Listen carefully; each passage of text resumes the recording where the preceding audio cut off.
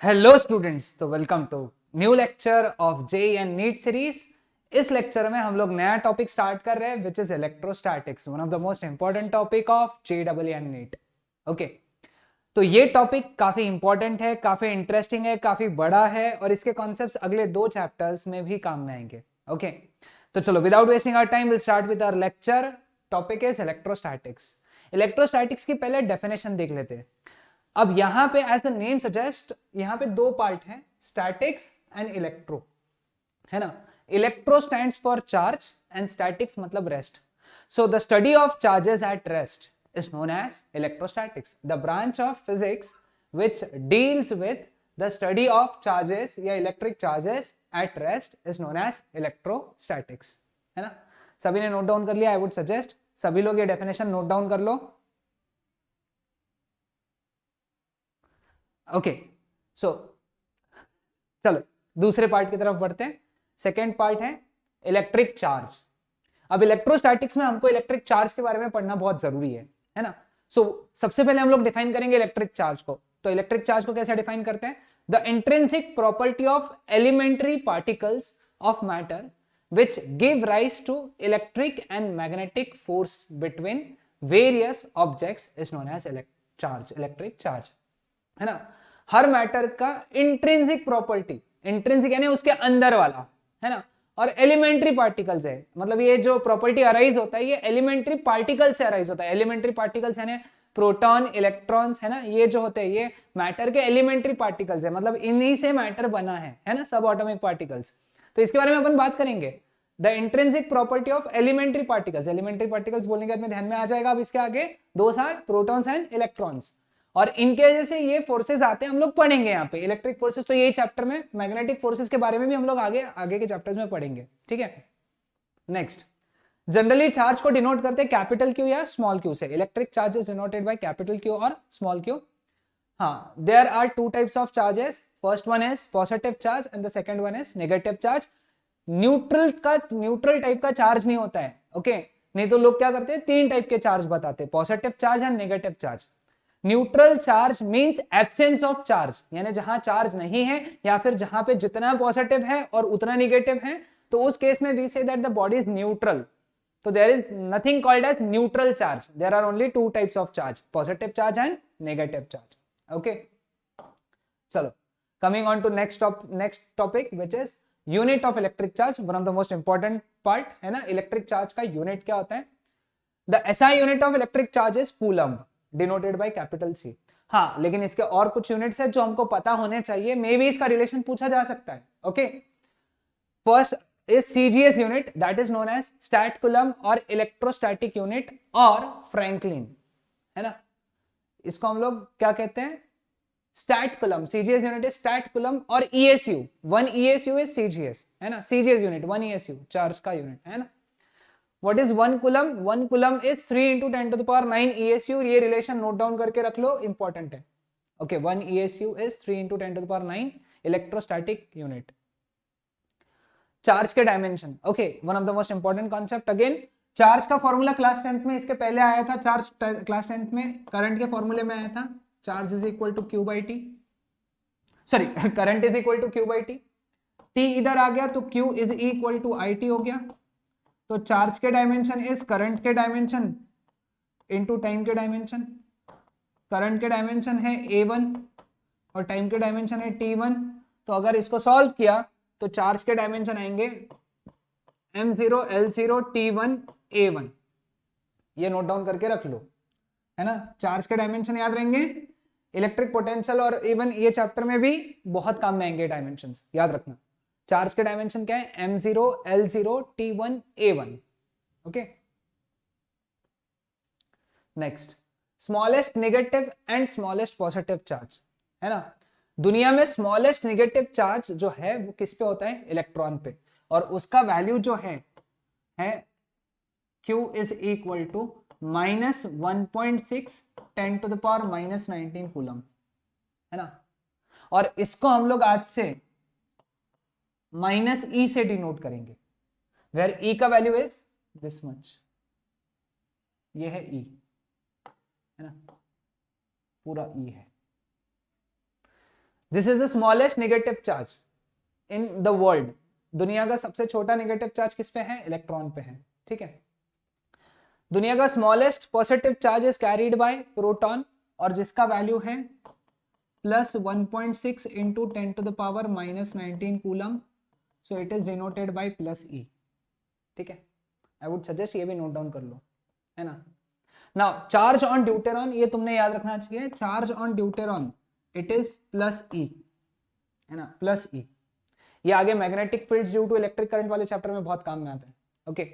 Next, charge on alpha particle that is equal to plus 2e, ये भी note down करके रख लो, ओके। अल्फा पार्टिकल पे चार्ज होता है प्लस 2e, है ना। अब e का वैल्यू कितना है? 1.6 into 10 to the power minus 19 coulomb, okay.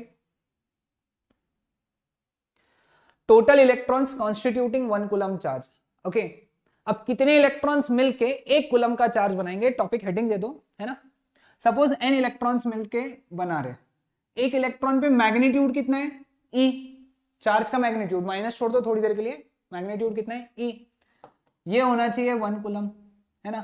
तो n का वैल्यू कितना हो गया? 1 अपॉन e, यानी 1 upon 1.6 into 10 to the power minus 19, है ना। इसको सॉल्व किया तो 6.25 इंटू 10 टू द पावर 18, है ना। यानी इतने इलेक्ट्रॉन्स जब मिलेंगे तो 1 कूलम का चार्ज बनेगा। 1 कूलम का चार्ज बनाने के लिए कितने इलेक्ट्रॉन्स चाहिए हमको? 6.25 into 10 to the power 18। I would suggest कि ये नंबर याद कर लो कि जब 6.25 into 10 to the power 18 electrons जमा होंगे तो टोटल चार्ज कितना बनेगा? 1 कूलम।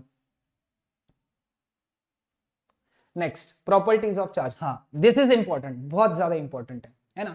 चार्ज के प्रॉपर्टीज क्या होते हैं? सबसे पहला जो प्रॉपर्टी है चार्ज का, that is charge is a scalar quantity. ये स्केलर क्वांटिटी है, ये वेक्टर क्वांटिटी नहीं है, ओके। एक एक करके नोट डाउन करते चलो, है ना। आई वुड सजेस्ट पॉज करो और नोट डाउन करके आगे बढ़ो। सेकेंड, चार्ज इज ट्रांसफरेबल, ये एक बॉडी से दूसरे बॉडी में ट्रांसफर भी हो सकता है, ओके। इसके बारे में अपन फ्रिक्शन में पढ़ेंगे। Charge is associated with mass, है ना।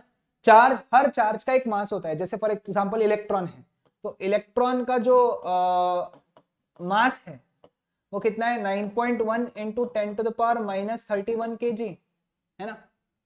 क्लियर? तो इलेक्ट्रॉन का मास है, इलेक्ट्रॉन पे चार्ज भी है, यानी जहां चार्ज है वहां पे मास भी है, ओके। सिंपल प्रॉपर्टी था।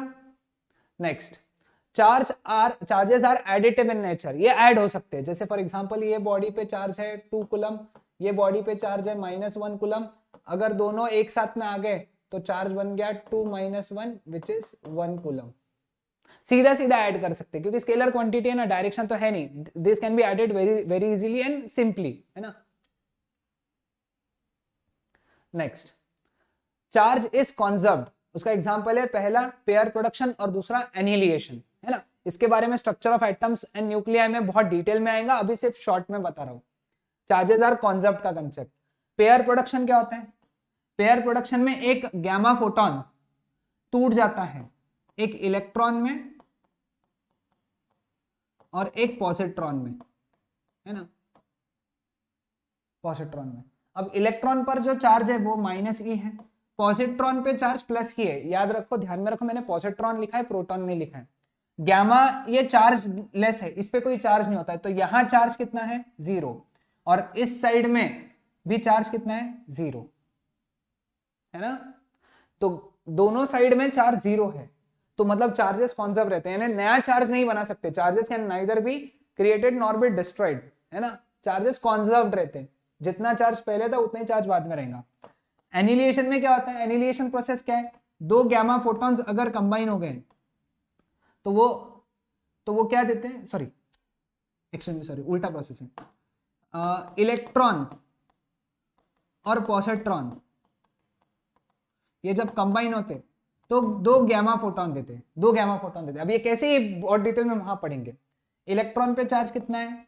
-e, पॉजिट्रॉन पे चार्ज कितना है? +e, तो इस साइड में टोटल चार्ज कितना हुआ? 0। गैमा फोटॉन्स है, गैमा फोटॉन्स चार्ज नहीं कैरी करते हैं, तो यहाँ पे भी चार्ज कितना है? 0, यानी पहले और बाद में, ट्रांसफॉर्मेशन के पहले और ट्रांसफॉर्मेशन के बाद में चार्ज कितना है? 0। तो इसका मतलब charges are always conserved, okay. Next, quantization of charge, काफी इंपॉर्टेंट प्रॉपर्टी है ना। क्वांटाइजेशन ऑफ चार्ज क्या कहता है, किसी भी दुनिया में किसी भी बॉडी पे जो चार्ज है वो हमेशा E का इंटीग्रल मल्टीपल रहेगा। दुनिया में किसी भी बॉडी पे जो चार्ज होता है वो हमेशा E का इंटीग्रल मल्टीपल रहेगा। कैसे, देखो समझाता हूं। सपोज ये एटम है, अब चार्ज किसकी वजह से आता है, इलेक्ट्रॉन्स एंड प्रोटॉन्स की वजह से आता है, ठीक है। अब इसके अंदर न्यूक्लियस है ना, आजू बाजू इलेक्ट्रॉन्स घूम रहे है ना, है ना। सपोज इसके अंदर 9 इलेक्ट्रॉन्स है ना, और 9 प्रोटॉन्स है, ठीक है। तो अगर मैं टोटल पॉजिटिव चार्ज की बात करूं, पॉजिटिव चार्ज, तो तुम बोलोगे +9e। मैं टोटल नेगेटिव चार्ज की बात करूंगा तो तुम बोलोगे -9e। अगर मैं टोटल चार्ज की बात करूंगा तो तुम बोलोगे 0। टोटल चार्ज कितना है, 0। अब कुछ तो करके मैंने यहां का ये जो इलेक्ट्रॉन है ये बाहर निकाल दिया, एक इलेक्ट्रॉन निकाल दिया, ठीक है। तो अब मुझे एक बात बताओ, पॉजिटिव चार्ज आज भी कितना है, +9e, जो प्रोटॉन की वजह से, प्रोटॉन तो न्यूक्लियस में, तो पॉजिटिव चार्ज आज भी 9e है। तुमने एक इलेक्ट्रॉन कम कर दिया, यानी कितने बच गए, 8। अब 8 इलेक्ट्रॉन बचे तो निगेटिव चार्ज कितना हो गया, -8e। तो टोटल चार्ज अब बॉडी पे कितना हो गया, टोटल चार्ज कितना हो गया, +e। यानी पहले बॉडी पे चार्ज कितना था, 0। एक इलेक्ट्रॉन बाहर निकाला अपन ने, एक ही इलेक्ट्रॉन बाहर निकाला, तो चार्ज कितना हो गया, +e। अब अगर मैं एक और इलेक्ट्रॉन बाहर निकालता हूं तो आज भी पॉजिटिव चार्ज तो +9e ही है, इससे ज्यादा तो नहीं है। लेकिन नेगेटिव चार्ज आज हो गया -7e, क्योंकि 2 इलेक्ट्रॉन बाहर आ गए, 9 थे 2 बाहर आ गए, 7 बचे। तो टोटल चार्ज कितना हुआ, +2e। अब तुम देखो बॉडी पे सबसे छोटा चार्ज जो था वो +e आया, 1e। 1e के बाद में अगर उसमें और पॉजिटिव चार्ज देना है तो कितना आएगा, +2e, है ना। 1e के बाद में +2e आएगा, 1.5e ये चार्ज नहीं मिलेगा तुमको, या 1.7e ये चार्ज नहीं मिलेगा तुमको, 2.9 या 2.9e ये भी चार्ज नहीं मिलेगा। मतलब एक तो तुमको +e मिलेगा, नहीं तो उसके बाद में +2e मिलेगा। +2e से ज्यादा पॉजिटिव चार्ज +3e मिलेगा, है ना। यानी हमेशा तुमको जो चार्ज मिलेगा वो e का इंटीग्रल मल्टीपल मिलेगा। सेम लॉजिक में एक्सटेंड कर सकता हूं कि अगर मैं इलेक्ट्रॉन ऐड करते चला गया, है ना, तो बॉडी नेगेटिव चार्ज होंगे। तो जब चार्जेस इक्वल थे तो बॉडी पे चार्ज 0 था, लेकिन अगर मैंने एक इलेक्ट्रॉन ऐड किया तो बॉडी पे चार्ज 0 का डायरेक्ट -e हो गया, क्योंकि एक इलेक्ट्रॉन एक्सेस हो गया, है ना। और अगर मैंने और एक इलेक्ट्रॉन एक्सेस कर दिया तो e के बाद में चार्ज मिलेगा -2e। मतलब तुमको बीच का नंबर नहीं मिलेगा, एक तो -e मिलेगा, -1e नहीं तो -2e, बीच का नंबर नहीं है। समझ में आ रहा है। तो ये जो प्रॉपर्टी है इसको हम लोग बोलते हैं क्वांटाइजेशन ऑफ चार्ज। मतलब चार्ज हमेशा E का इंटीग्रल मल्टीपल होता है। किसका मल्टीपल, E का। कैसा multiple, integral multiple. Plus minus इसलिए लिखा क्योंकि पॉजिटिव भी हो सकता, निगेटिव भी हो सकता, ठीक है। नेक्स्ट, हाँ, एक्सेलरेटेड चार्ज रेडिएट्स एनर्जी, ये याद रखना, ये इलेक्ट्रोमैग्नेटिक वेव्स में अपन बात करेंगे इसके बारे में बहुत डिटेल में। अभी सिर्फ प्रॉपर्टी है, तुमको याद रखना है, okay. Next, similar charges attract each other while opposite charges, sorry, similar charges repel each other चाहिए था, एक्सट्रीमली सॉरी, यहां पे करेक्शन कर लो। Similar charges repel each other while opposite charges attract each other. ये प्रॉपर्टी तो class 10th में भी पढ़ा है आप लोगों ने, है ना। Similar charges attract each other and opposite charges repel each other, ठीक है। तो ये सारे प्रॉपर्टीज लिख लिए। Now separation of charge after touching them to each other, ये एक one of the most important concept है ना। आई वुड सजेस्ट कि ये कंसेप्ट को समझ के लेना, क्योंकि इस पे बेस्ड क्वेश्चंस आ भी चुके हैं और तुमको दिखेंगे हर बुक में। समझाता हूं, देखो ये कंसेप्ट क्या। सपोज ये 2 कूलम का चार्ज है और ये 4 कूलम का चार्ज है, इनको अपन ने टच किया और फिर बाद में सेपरेट किया, है ना। जब हम लोगों ने टच किया तो ये चार्जेस ऐड हो गए, यानी टोटल चार्ज कितना बन गया सिस्टम पे, 6 कूलम। लेकिन जब अब ये सेपरेट होंगे, अगर हमने इसको सेपरेट किया तो अब ये आधे आधे लेके सेपरेट हो जाएंगे, मतलब इस पे चार्ज हो जाएगा 3 कूलम, इस पे चार्ज हो जाएगा 3 कूलम। बात आई समझ में सबको, है ना? पहले टच किया और फिर सेपरेट किया। अब इसका एक दूसरा एग्जांपल लेके बताता हूं, देखो 4 कूलम माइनस 2 कूलम, ठीक है, ये दो चार्जेस है, इनको टच किया 4 कूलम माइनस 2 कूलम, ठीक है। अब इनका एडिशन होगा, 4 और माइनस 2 का एडिशन हो गया 2 कूलम, 4 और माइनस 2 का एडिशन कितना हो गया 2 कूलम। अब जब ये सेपरेट होंगे तो मेरे को बताओ, आंसर बताओ कितना आएगा चार्ज, है ना? सेपरेट होंगे तो आधा आधा जो टोटल है उसका आधा ले लेके सेपरेट होंगे, तो 1 कूलम आ जाएगा यहाँ पे, 1 कूलम आ जाएगा यहाँ पे, 2 कूलम का हाफ हो जाएगा, है ना? इस तरीके के क्वेश्चन आगे एक कॉन्सेप्ट है हमको कूलम्स लॉ का, उसमें बहुत काम में आएंगे। ओके, समझ में आया? तो ये था हमारा बेसिक का लेक्चर, इलेक्ट्रिक चार्जेस का लेक्चर। अगले लेक्चर में हम लोग मेथड्स ऑफ चार्जिंग के बारे में पढ़ेंगे। Okay, so that's it for today. Next lecture में मिलते हैं और इसके आगे के कंसेप्ट पढ़ते हैं। Okay, bye everyone.